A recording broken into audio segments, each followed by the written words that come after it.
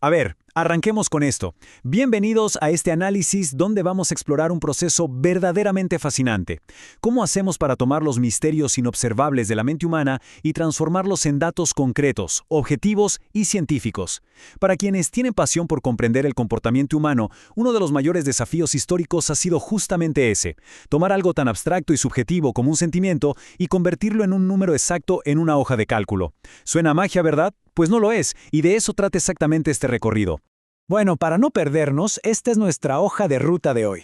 Pasaremos rapidito por 5 puntos clave. Primero, medir la mente invisible. Segundo, las variables de la psicología. Tercero, las 4 escalas de medición. Cuarto, un poco de análisis estadístico básico. Y para cerrar, el rigor académico y la ética. Punto número 1.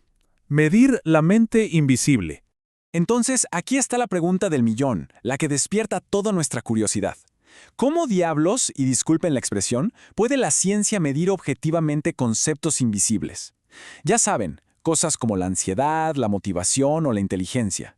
Nuestro mundo interno es tan subjetivo que nadie puede simplemente tocarlo o verlo.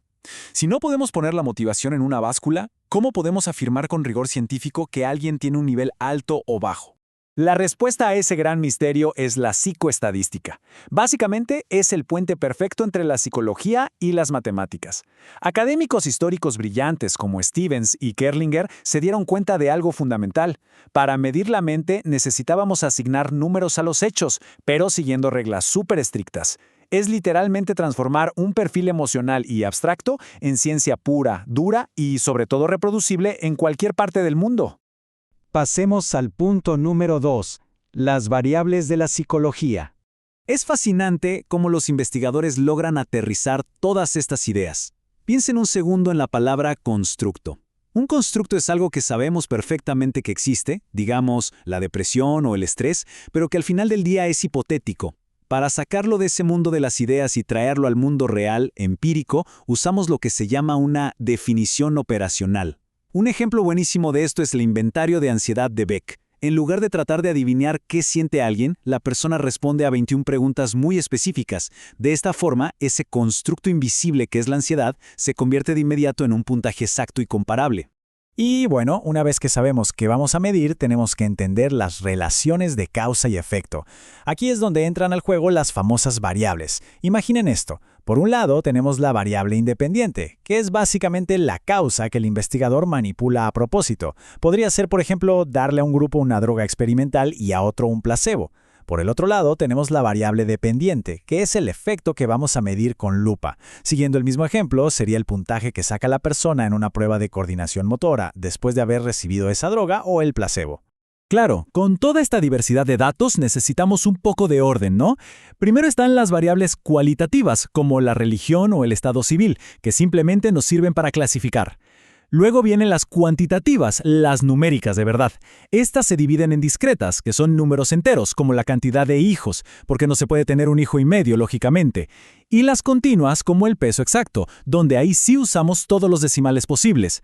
Ah, y un detalle absolutamente crucial. Nunca, pero nunca hay que subestimar a las variables extrañas. Esos molestos factores externos, como que alguien no haya dormido bien la noche anterior, que pueden arruinarte por completo todo un experimento si no los tienes en el radar.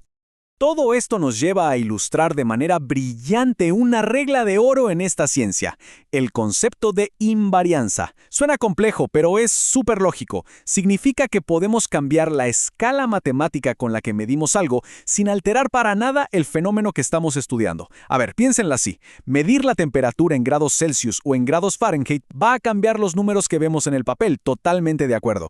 Pero la sensación térmica, el frío o el calor físico real sigue siendo exactamente el mismo. La realidad medida permanece intacta.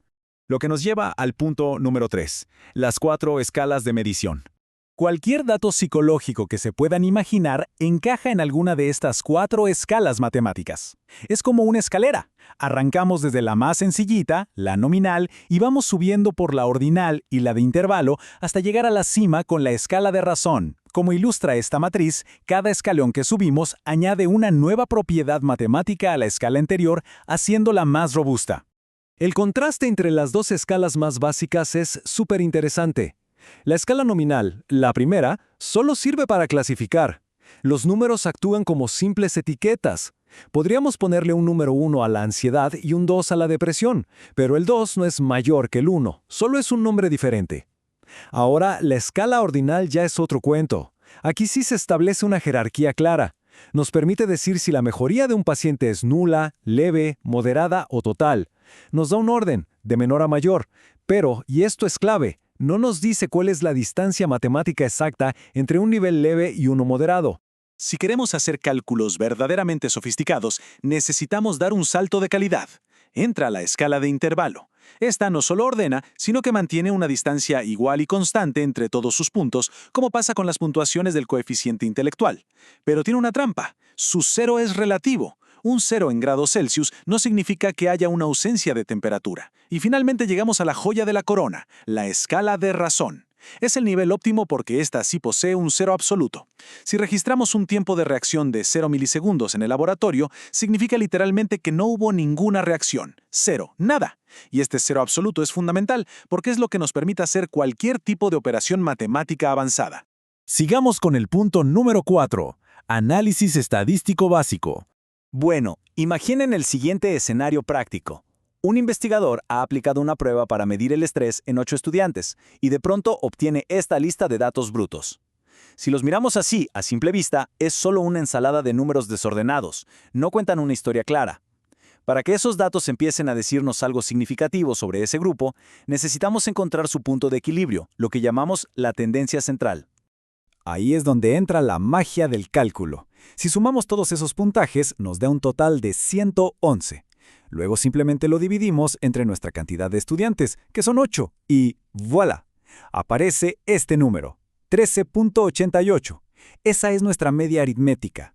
De un segundo a otro, el caos de todos esos datos individuales se transforma en una fotografía nítida.